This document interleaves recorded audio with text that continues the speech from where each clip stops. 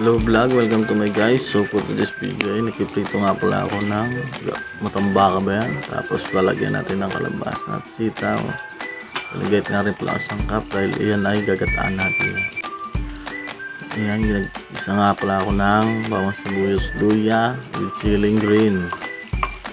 Mekos na yan.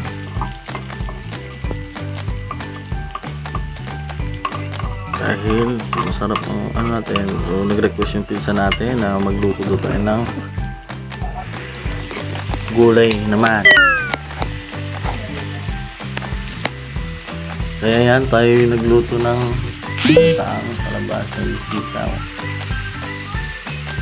So ginisa ko na nga pala yan guys. Magis na yan. Then ayun na. Kaya pala ganyan yan kasi nabawasan ko na. Nakain na pala ako yan. Hindi na maganda yung pagkakagataan niya. So ayun lang for today's video.